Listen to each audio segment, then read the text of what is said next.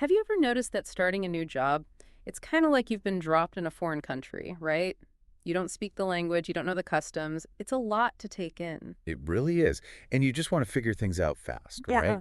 Like you don't want to spend weeks or months feeling lost and unsure. Exactly. You want to hit the ground running, be productive, make a good impression. So today, we're going to help you do just that. We're going to break down those crucial first interactions, those initial steps that can make all the difference when you're the newbie. We'll give you the tools and the insights to navigate those early days with confidence so you can focus on learning and growing in your new role.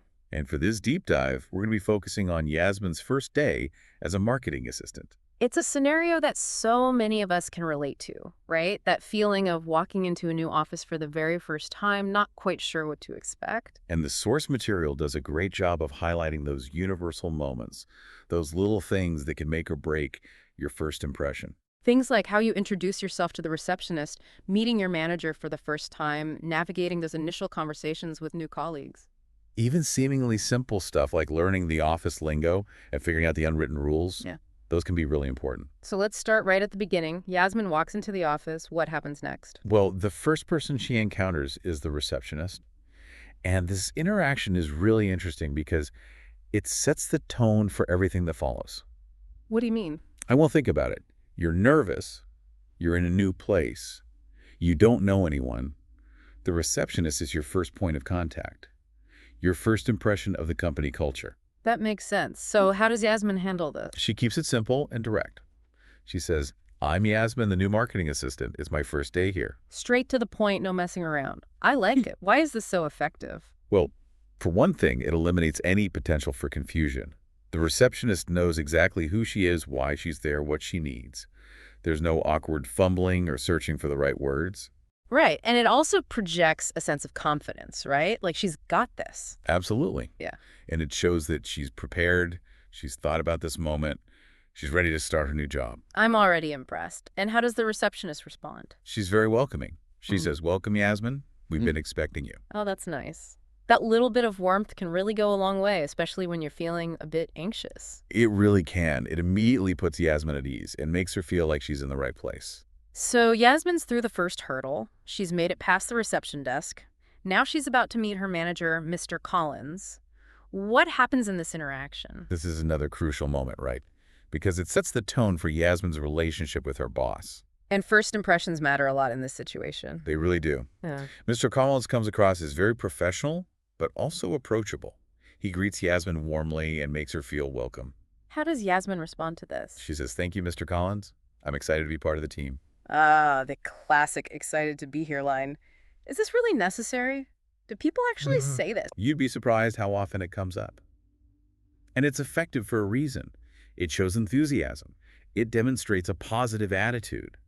And it signals that Yasmin is ready to contribute. But isn't there a risk of sounding insincere, like you're just saying what you think they want to hear? There's always that risk. Yeah. But the key is to be genuine. Yasmin's tone of voice and body language should convey her excitement. If she's truly happy to be there, it will show. So what happens after the initial greetings? Mr. Collins offers Yasmin a quick tour of the office, which is pretty standard practice on your first day. Yeah, you got to know where the bathrooms are, right? And the coffee machine. Exactly. But it's more than just practicalities. It's also a way for Mr. Collins to introduce Yasmin to the physical space, to show her where she fits in. It's kind of like a symbolic welcome to the team, right? Like this is your new home. Exactly. And it also gives Yasmin a chance to get her bearings to start feeling a little bit more comfortable in her new surroundings. Okay, so she's met the receptionist, she's met her manager. What's next? Now it's time for the really fun part, meeting the team. Ugh, oh, this is where things can get a little bit awkward, right? Especially if you're not the most outgoing person. It definitely can be. But the source material shows us that it doesn't have to be a painful experience. So how does Yasmin handle these introductions? Well, she meets two members of the marketing team, Amanda and Jake, and she uses that same simple formula we saw earlier. She says, "Hi, I'm Yasmin. Nice to meet you both." Direct, friendly, to the point. It's a winning combination. It really is. And Amanda and Jake respond positively. They welcome Yasmin to the team and offer to help if she has any questions. That's great. So they're already making her feel like she's part of the group. Exactly. And Yasmin does a good job of acknowledging their offer. She says, "Thank you, I really appreciate that." This might seem like a small detail, but it's actually quite important, isn't it? It is. It shows that Yasmin is grateful for their support and that she's willing to learn. It also opens the door for future interactions and collaborations. So Yasmin's what a good first impression with her new colleagues. Now it's time to settle in and start learning the ropes. What happens next? Mr. Collins gives Yasmin some basic information about office procedures, things like how to schedule meetings and how to communicate with colleagues. The essential stuff you need to know to actually function in this new environment? Exactly. He tells her to use the online calendar for booking meetings and to send him an email if she has any urgent questions. So he's setting clear expectations and providing her with the tools she needs to succeed. And Yasmin responds in a way that shows she's paying attention and taking it all in. She says, "Got it. Thank you for the guidance." Short, sweet, to the point. It's a great way to acknowledge that you've understood the instructions. And it also shows respect for Mr. Collins' time. Yeah. He's a busy guy. He doesn't need to hear a long, rambling response. So we've seen Yasmin navigate those initial introductions and gather some important information. Now let's talk about those key phrases, those little nuggets of language that can make a big difference in the workplace. Absolutely. Because words matter, especially in a professional setting. So what are some of the phrases that stand out in the source material? Well, we've already heard a few of them. Yasmin's introduction. "Hi, I'm Yasmin. Nice to meet you." A classic for a reason. Then there's Jake's offer of help. "If you have any questions, feel free to ask." That's such a valuable phrase. It creates a sense of openness and encourages communication. And then there's Yasmin's response. "Thank you. I really appreciate that." Expressing gratitude is so important. It shows that you value the other person's time and effort. And finally, there's the phrase, "I'll send you an email," which is a staple of modern workplace communication. You gotta love email. So much easier than trying to track someone down in person or play phone tag. These phrases might seem simple, but they're incredibly powerful. They can help you build relationships, establish credibility, and navigate those tricky social dynamics that are so common in the workplace. So as we wrap up our deep dive into Yasmin's first day, let's take a moment to reflect on the key takeaways. What are the biggest lessons we can learn from this scenario? Well, I think the most important takeaway is that first impressions really do matter. The way you introduce yourself, the words you choose, the tone you set, all of these things contribute to how others perceive you.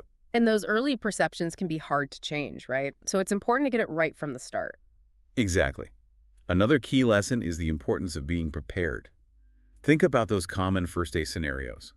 Practice your introductions. Have a few key phrases ready to go. It's like having a script in your head, right? You don't want to be fumbling for words when you're already feeling nervous. And don't underestimate the power of simple things, like expressing gratitude, acknowledging offers of help, asking clarifying questions. These small gestures can go a long way in building rapport and creating a positive work environment. And finally, remember that it's okay to be nervous. Everyone feels a little bit anxious on their first day. It's a new experience. It's natural to feel some butterflies. The key is to channel that nervous energy into positive action.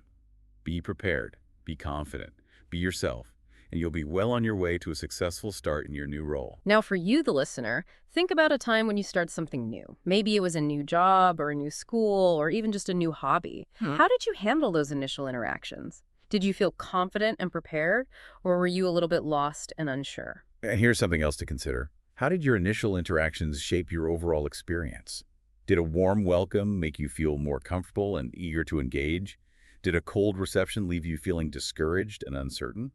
And most importantly, what can you learn from Yasmin's experience that you can apply to your own life? How can you use these insights to approach new situations with greater confidence and create those positive first impressions that can set you up for success?